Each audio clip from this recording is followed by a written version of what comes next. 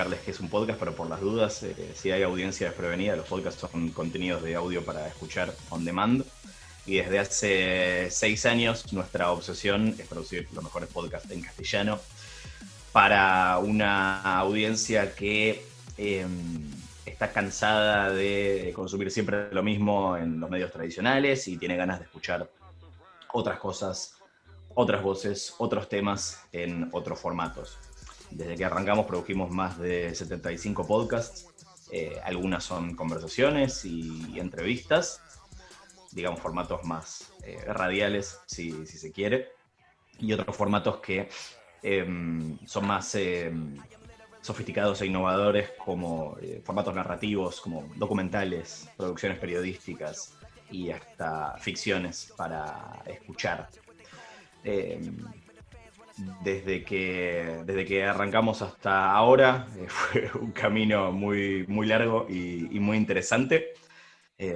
Y si bien pasó de todo, seguimos ese camino pensando que recién estamos arrancando. Falta alcanzar muchísima audiencia, que mucha más gente se entere de que es un podcast, de cuáles son las posibilidades del medio y del formato, que se acerquen a escuchar y se den cuenta de que hay un podcast para cada una de ellas. Y bueno, y con la idea de que empiecen a escuchar podcasts a través de las cosas que hacemos y se queden a seguir escuchando. Los podcasts de Posta están disponibles en las principales plataformas de escucha. La enorme mayoría de la audiencia está en Spotify. La apuesta de Spotify al formato fue, creo que sin duda, un antes y un después no solamente en nuestra trayectoria como productores, sino también creo que en la escucha y la producción de podcast en general. Esta decisión de posicionarse no solamente como una plataforma de escucha de música, sino de audio en general, incluyendo al podcast y apostando fuertemente al formato, hizo que muchísima gente que antes ni siquiera había escuchado hablar de podcast se meta a consumir estos contenidos. Para nosotros fue un salto enorme.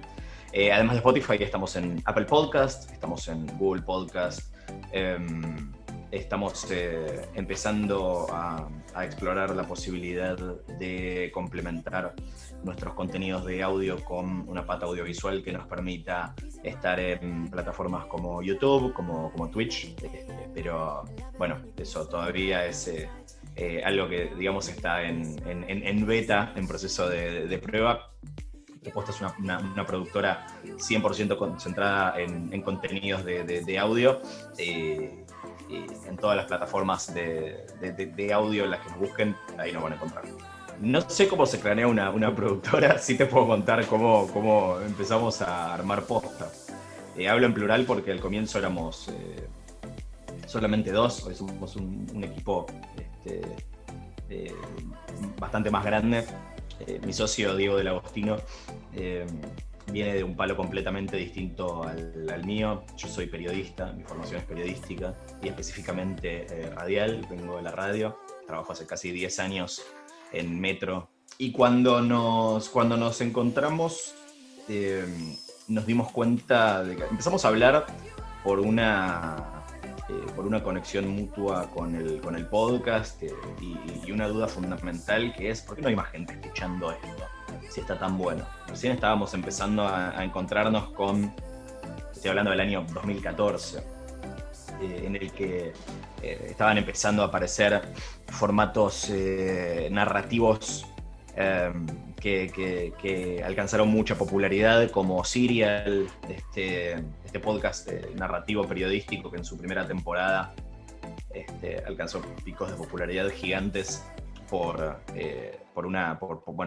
la investigación que presentaba, que era tipo nivel todas las semanas esperando el capítulo como si se tratara de una serie, y la verdad es que era una serie. Ahí nos dimos cuenta de que los podcasts podían ser series para escuchar de alguna manera. Así que inspirados un poco por eso y otro poco por un podcast en el que nos vimos reflejados, que se llama Startup, que justamente cuenta la historia de un periodista que viene de la radio, su socio que viene del mundo del marketing y de las empresas, como también en el caso de Diego, empiezan a armar una productora de podcast. era como un meta podcast, un podcast sobre cómo hacer una productora de podcast. Y nos vimos un poco reflejados y un poco inspirados por eso. Y nosotros la verdad que no teníamos idea, o sea, no sabíamos ni que... no había una biblia de cómo armar esto. Entonces medio que lo fuimos inventando a medida que lo hacíamos. Cuando nosotros comenzamos no había... Ni nos imaginábamos que íbamos a llegar a esta instancia. Era, tenemos ganas de hacer podcast, hagamos podcast, armemos un espacio donde la gente los pueda escuchar. Al principio teníamos, o sea, invitábamos a la gente a que escuche. Spotify todavía ni tenía podcast. A que escuchen nuestra web. Le habíamos armado una app donde estaban todos nuestros contenidos y la marca Posta era el paraguas que los agrupaba. Y con el tiempo se fue convirtiendo en una marca, en un sello, en sinónimo del tipo de podcast que nos interesa hacer. Podcasts desafiantes, diferentes, que se salgan de lo obvio, incluso en los formatos más tradicionales como las conversaciones y las entrevistas, traer un ángulo distinto, innovar desde los formatos, desde las temáticas, desde las voces que encontrás. También porque como audiencia no nos sentimos representados ni reflejados en muchas de las cosas que nos encontramos en los medios tradicionales, así que empezamos a pensarlo como un medio alternativo. Y con esas bases como guía es como empezamos a construir. En el medio pasaron 10.000 millones de cosas, pero esas digamos que fueron los ejes de los orígenes. Gente joven, pero cuando digo joven no es como un término medio amplio. Hoy los oyentes promedios de Posta tienen entre 25 y 35 años, digamos que están en la franja millennial, aunque también estamos viendo como un crecimiento muy sostenido de audiencia que tiene entre 18 y 25 años que se empieza a acercar. Y te digo la verdad, hoy para mí son más las cosas que diferencian el podcast de la radio que las que los emparentan, porque por más que a mí me gusta mucho la radio, siento que ha perdido conexión con una porción muy grande de la audiencia y ha dejado de ser un medio representativo para mucha gente. Hoy la radio representa a un segmento del público predominantemente masculino y arriba de los 45, 50 años, y eso tiene que ver con una cuestión de representación, porque la mayor parte de la gente que está al aire es gente de esas características. Es como una especie de ley de atracción. Entonces nuestra lógica fue por qué no diversificamos los contenidos y las voces para ver si de esa manera podemos atraer una audiencia más diversa, que esté más pareja la audiencia femenina con la masculina, poder hablarle también a las mujeres, a la gente más joven que hoy nos engancha con la radio, salvo con programas específicos. Digo, el programa que yo hago en Metro no tiene nada que ver con la audiencia de Metro que escucha la radio durante el día. Nos encontramos con muchísima gente que llegó a nosotros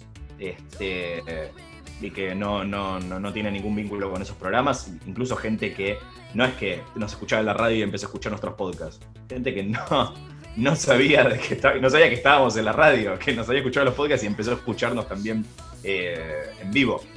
Entonces sin duda es sí gente joven, sí una gran variedad en cuanto a género. Sí creo que en cuanto a características demográficas, socioeconómicas, es todavía una enorme mayoría de población urbana y de posición económica media para arriba, que son creo que cosas comunes también al podcast en todo el mundo. Que por cierto, entre paréntesis, también nos interesa investigar e indagar cómo acceder a gente que hoy no está escuchando podcast porque sigue sin sentirse representada por los contenidos que hay, cómo alcanzamos a esa audiencia y le damos contenidos a los que también se puedan ver reflejados y representados. Pero en líneas generales esas son las características, y te diría que si la tengo que describir con un adjetivo, es curiosa, de gente que en la mayoría de los casos llega a nuestros contenidos. Nosotros no invertimos fuertemente en marketing, prensa, campañas. Ahora estamos empezando que tenemos recursos para empezar a pensar en cómo hacer que nuestros contenidos lleguen a la gente. La verdad que en estos 6 años la enorme mayoría de la audiencia llegó a nosotros buscando algo para escuchar. Y esa búsqueda sin duda habla de una curiosidad, de una insatisfacción como te decía, con los medios tradicionales. Y por suerte lo que no encuentran en esos medios masivos mainstream, lo encuentran en los podcasts que hacemos un post. Estoy seguro de que hay gente mucho más capacitada que yo para dar consejos de tipo técnico, pero creo que es importante desde posta, desde nuestra experiencia y nuestro aprendizaje, compartir las cosas que incorporamos y que convertimos de alguna manera en nuestra identidad y nuestra marca. En este caso, como creo que te contaba, nosotros tratamos de nunca ir a lo obvio. Para nosotros el podcast es un espacio alternativo en el que está la oportunidad de construir algo nuevo. Estamos todavía, si bien ya tiene más de 15 años, estamos todavía en un momento muy de prototipar cuál va a ser el futuro del podcast como espacio de contenido, y nosotros lo tomamos como un ámbito de experimentación todavía. Nos gusta jugar con los contenidos, nos gusta jugar con los formatos, nos gusta pensar cómo sorprender a la audiencia y cómo sorprendernos nosotros, cómo no ir por los caminos que ya conocemos, sino cómo podemos construir sobre esa base. Y si bien nosotros tenemos 6 años de trayectoria, creo que es algo que debería estar presente para toda la gente que esté pensando en cómo hacer un contenido. No ir por el camino obvio, tratar de diferenciarse y tratar de sorprender. Tratar de encontrar una voz única y un formato único. Incluso si piensan hacer un formato simple, no hace falta arrancar con una mega producción ni tener un montón de recursos. Por suerte el podcast es un formato muy, muy democrático y accesible. Pero sí ir con una idea diferente, seguir pensando en algo que lo distinga, porque cada vez la oferta va a ser mayor y cada vez va a haber más gente haciendo podcast y eso se convierte inevitablemente en una competencia por la atención de la gente. Y eso es algo que es un desafío tanto para nosotros como para la persona que está arrancando un canal de YouTube, un blog, un stream en Twitch, un podcast, o no sé, una revista online, lo que sea. La única manera de competir es diferenciarse. Entonces creo que lo mejor que les puedo recomendar desde mi experiencia es no caer en lo mismo de siempre y llevarle algo diferente a la audiencia. Eso no necesariamente es sinónimo de éxito, no es una fórmula, pero es lo que intentamos nosotros, y es lo que encontramos que la audiencia valora de las cosas que hacemos.